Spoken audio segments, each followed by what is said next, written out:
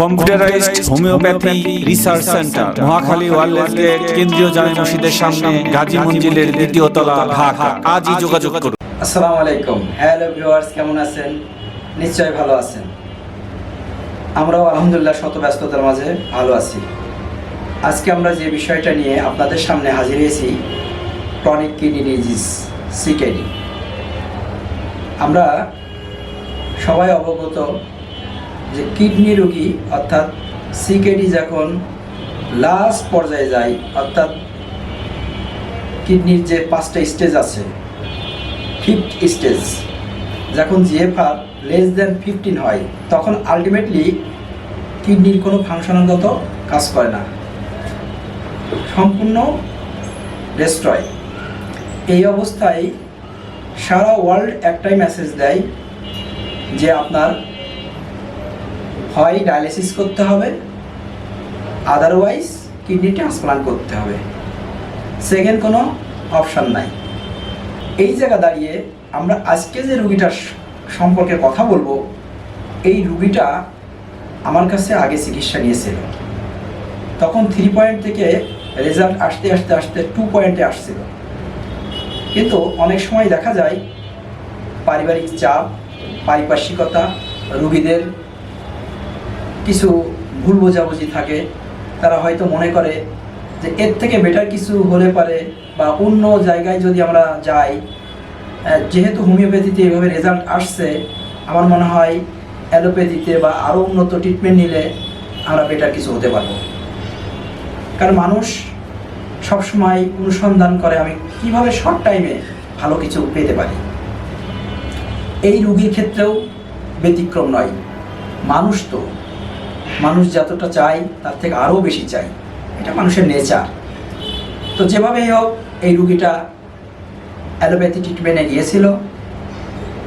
ট্রিটমেন্টে যাওয়ার পরে তারপর ডে বাই ডে চিকিৎসা চলছে, ডে বাই ডে বাড়তে থাকে। একটা পর্যায়ে 7 তার বেশি 89 পয়েন্ট উঠে যায়। তখন ডাক্তার পরামর্শ দেয় এই অবস্থায় আপনার 2টা অপশান। এক, আপনাকে ডায়ালিসিস করতে হবে যতদিন বেঁচে থাকবেন। 2, আপনাকে কিডনি ট্রান্সপ্লান্ট করতে হবে। থার্ড কোনো অপশান নাই, অর্থাৎ চিকিৎসার মাধ্যমে কিডনিকে রিকভারি করার কোনো সুযোগ নাই। স্বাভাবিকভাবে বেঁচে থাকার জন্য মানুষ যে কোনো একটা বেছে নেয়। কেউ ডায়ালিসিস বেছে নেয়, কেউ কিডনি ট্রান্সপ্লান্টের অপশানটা বেছে নেয়। কিডনি ট্রান্সপ্লান্টের অপশানটা অনেকেই বেছে নিতে পারে না। এখানে অনেক কিছু প্রতিবন্ধকতা আছে। তার ব্লাডের গ্রুপিং, অর্থাৎ ব্লাড গ্রুপ মিলতে হবে, ডোনার মিলতে হবে।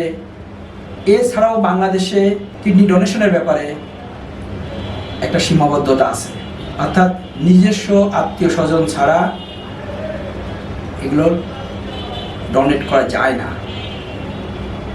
কিন্তু ভারত বা অন্য আদারওয়াইজ কান্ট্রিতে এর কোনো সীমাবদ্ধতা নেই, অর্থাৎ কোনো রেস্ট্রিকশন নাই, যে কেউ দিতে পারে।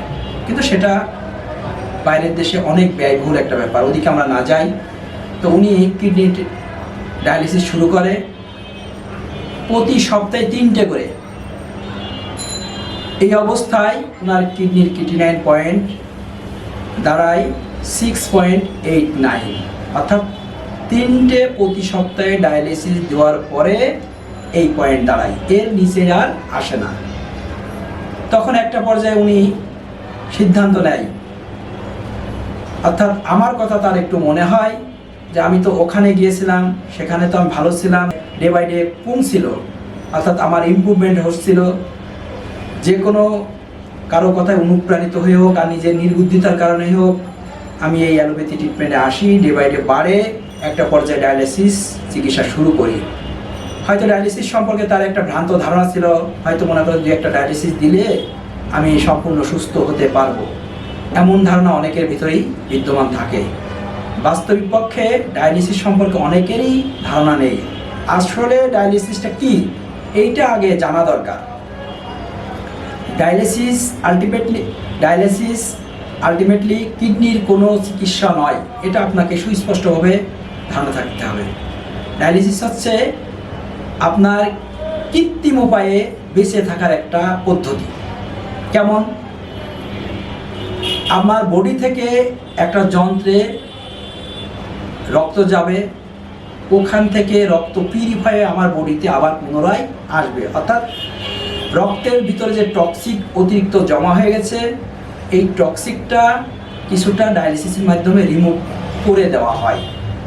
এখানে বেশ কিছু সীমাবদ্ধতা আছে, যেমন এই টক্সিক রিমুভ করতে যে রক্তের অনেক উপকারী উপাদান থাকে সেগুলোও রিমুভ হয়ে যায়, যার কারণে রোগী অনেক দুর্বল হয়ে যায়। কিন্তু কিডনি প্রতিনিয়ত যে টক্সিক নিঃসরণ হচ্ছে সেটা কিন্তু চলমান, যার কারণে ডায়ালিসিস শুরু হলে আর বন্ধ করা যায় না।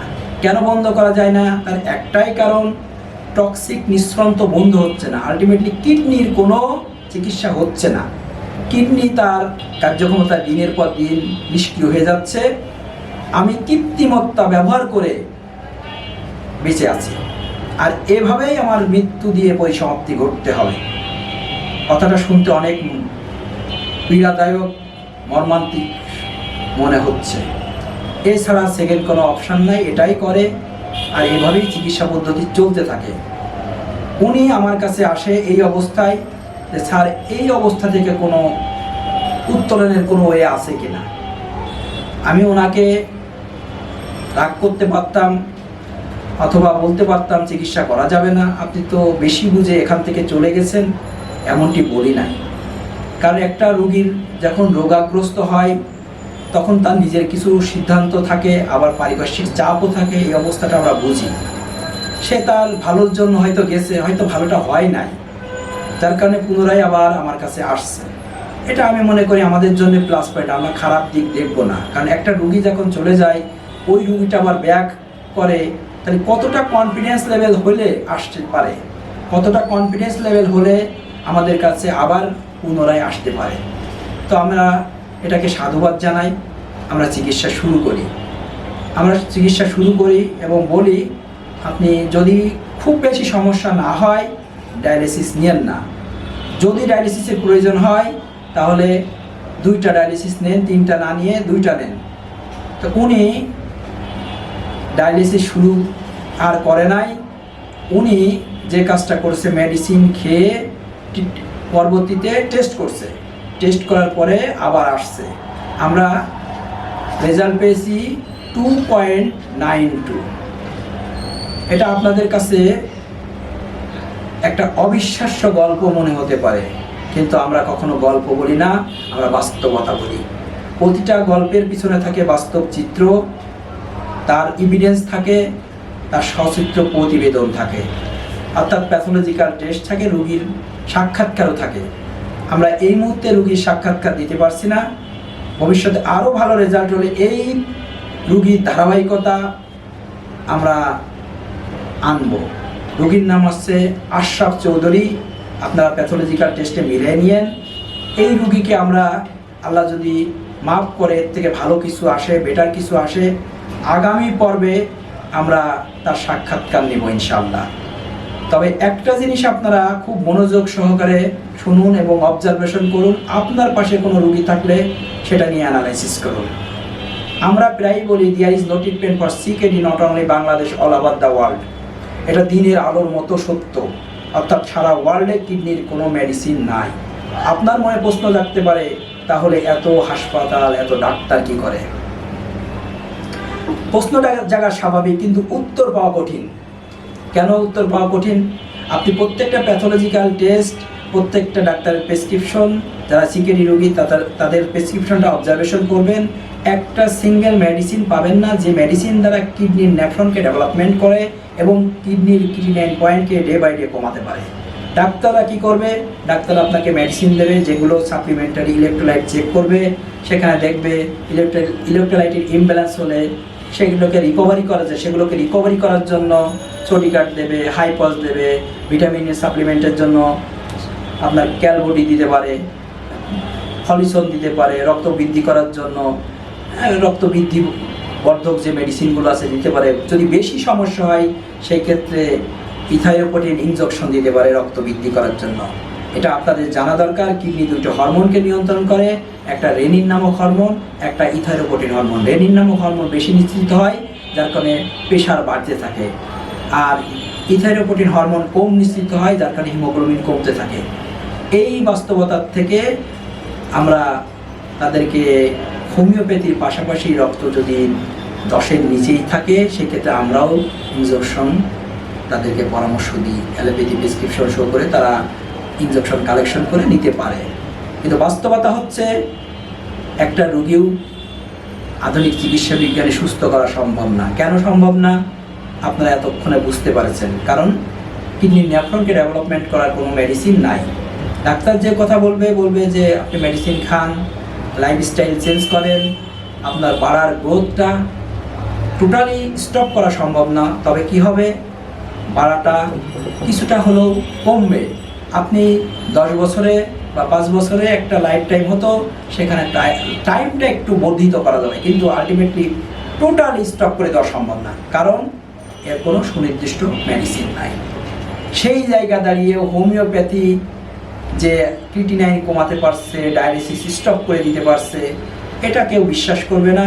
এটা একটা যুগান্তকারী পদক্ষেপ, ইকোসমেটিক সিস্টেম। আমি মনে করব এটা আপনাকে বিশ্বাস অবিশ্বাসের প্রশ্ন না। এই বিশ্বাস অবিশ্বাসের প্রশ্ন দিয়ে আপনি কখনো উত্তর খুঁজে পাবেন না। কেন উত্তর খুঁজে পাবেন না? অনেকে আপনাকে বিভিন্ন যুক্তি দাঁড় করাবে। তাহলে আপনি কিভাবে এটাকে প্রুভ করবেন? আপনার প্রুভের জায়গা একটা জায়গায়, আপনি মেডিসিন শুরু করবেন। আমরা যেটা বলি সেটা হচ্ছে 10 দিন পর টেস্ট করবেন। আপনি আগের টেস্ট এবং পরের টেস্ট নিজে কম্পেয়ার করে দেখবেন, দিনের আলোর মতো আপনি রেজাল্ট বুঝে পাবেন। আপনি তখন নিজেই প্রশ্ন করবেন এখানে ট্রিটমেন্ট করা দরকার কি দরকার না। আপনার প্রশ্নের উত্তর আপনার কাছেই রয়ে গেল যে হোমিওপ্যাথি মেডিসিন খেয়ে কিডনি রোগী ভালো হয় কি না হয়। তবে আমাদের সাজেশন হচ্ছে, যখনই কোনো রুগী আপনাদের কাছে আসে বা আপনি রুগী হন, আপনার পরিবারের কেউ রুগী হয়, অ্যাটলিস্ট একবার হলেও হোমিওপ্যাথি আপনি চেক করতে পারেন। এবং হোমিওপ্যাথি হলেই যে সব জায়গায় ভালো রেজাল্ট হবে এটাও বলা কঠিন। হোমিওপ্যাথি একটা মেডিসিন নাম, কিন্তু এর রেজাল্ট ডিপেন্ড করবে ডাক্তারের গবেষণা, সুচিন্তিত মেডিসিন এবং তার দীর্ঘদিনের অভিজ্ঞতার ফসল। এটা আমার দীর্ঘদিনের অভিজ্ঞতার ফসল। এইটা আমি দীর্ঘদিন অবজারভেশন করে দেখেছি। কিডনি রোগীতে আলহামদুলিল্লাহ আমি অনেকটাই ওভারকাম করতে পারছি, রোগীর কাঙ্ক্ষিত রেজাল্ট দিতে পারছি। তো আপনারা একটিবার হলেও এখানে চিকিৎসা নেবেন এবং নিজের রেজাল্ট নিজেই বুঝে নেবেন, আপনার নিজের উত্তর নিজেই খুঁজে নেবেন। এর জন্য কারোর পরামর্শ নেওয়া লাগবে না, এটা দিনের মতো পরিষ্কার। আবার নতুন কোনো বিষয় নিয়ে আপনার সামনে হাজির হব। আসসালামু আলাইকুম। কলেজের পর ওয়ালেসে নামবেন, তারপরে পাশে prime sweet, oriental hotel and restaurant, অপোজিটে পাবেন নবাবী ভোজ রেস্তোরাঁ, তারপরে একটু সামনে আব্দুল হামিদ দর্জি সরকারি প্রাইমারি স্কুল, ভিতরে দেখেন মহাকালী কেন্দ্রীয় জামে মসজিদ। এরই গেটেই 3টে প্রতিষ্ঠানের একটাই গেট। এই গেটের অপোজিটে পাবেন আবু ওয়াস অ্যান্ড অপটিক্যাল। এর পাশ দিয়ে চলে যাবেন, একটু সামনে যে বিল্ডিংয়ের 2য় তলায় computerised homeo research centre, computerised homeopathy research centre, এটা পাবেন।